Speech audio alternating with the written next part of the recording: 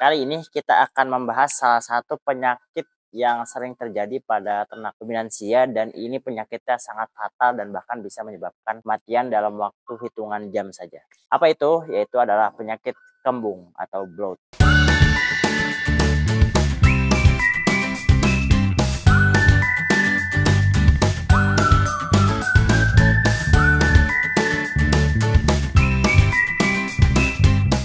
Assalamualaikum Sobat Juragan semuanya, bersama saya Farah Ramadan. Kali ini kita akan membahas salah satu penyakit yang sering terjadi pada ternak ruminansia dan ini penyakitnya sangat fatal dan bahkan bisa menyebabkan kematian dalam waktu hitungan jam saja. Apa itu? Yaitu adalah penyakit kembung atau bloat.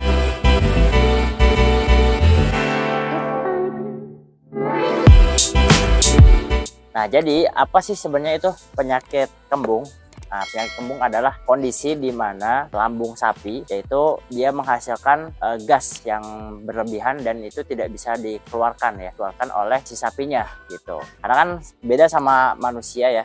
Ruminansia itu punya 4 lambung dan itu punya fungsi yang masing-masing berbeda. Mungkin terdengar sederhana ya bagi kita seorang manusia, misalkan terkena kembung itu ya paling sederhana aja gitu. Nanti keluar ya udah. Tapi kalau misalkan pada ternak ruminansia terjadi kembung, ini bisa menyebabkan kematian bahkan dalam waktu hitungan jam. Sebenarnya penyebabnya apa? Nah, yang pertama penyebabnya itu bisa jadi karena pemberian makan yang langsung berganti total. Nah, misalkan kita beli di suatu tempat itu ternak yang biasanya diberikan makan full konsentrat. Kemudian setelah dimasukkan ke kandang kita itu kita kasih full hijauan. Atau yang kedua kebalikannya, misalkan kita membeli seekor ternak yang tadinya diberikan makan full hijauan, kita langsung berikan full konsentrat atau comboran. Nah, itu akan menyebabkan reaksi kimia yang berbeda di lambungnya. Itu akhirnya dia menghasilkan gas yang berlebih dan itu bisa menyebabkan tadi ya kematian. Terus kemudian yang kedua penyebab lainnya adalah juga bisa disebabkan oleh pemberian hijauan yang masih basah ya. Jadi kalau misalkan kita ngarit pagi-pagi, misalkan kita anak kandang yang ngarit pagi-pagi kemudian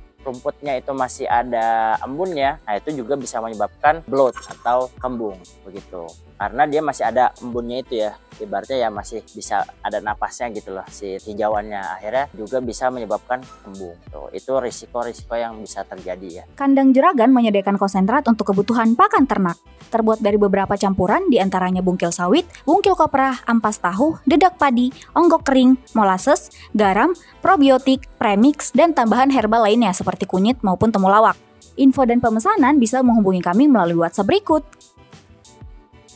Nah, kemudian apa ciri-cirinya sapi terkena kembung? Ciri-ciri yang pertama, sapi atau ternak yang terkena kembung yaitu dia sulit berdiri ya. Dia biasanya lemes terus kemudian tiduran aja gitu biasanya.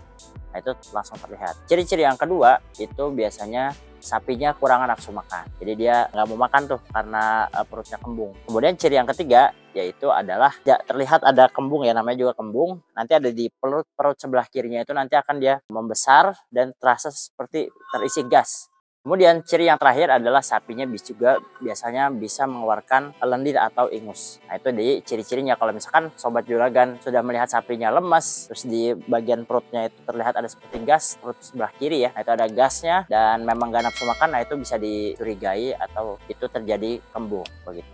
Nah, kemudian apa yang bisa kita lakukan ketika menangani sapi yang kembung seperti ini?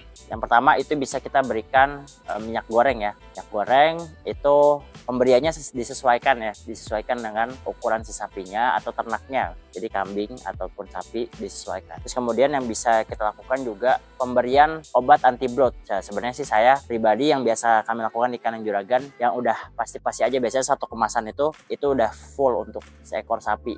Ya, jadi kalau di kandang Juragan biasanya tidak menggunakan yang lain-lain, biasanya kita memang menggunakan obat anti bloat aja. Terus kemudian yang ketiga bisa juga menggunakan obat manusia untuk lambung seperti Promah, Milanta, dan sebagainya. Itu biasanya kalau misalkan seperti Promah itu sekitar 5-8 pil gitu ya.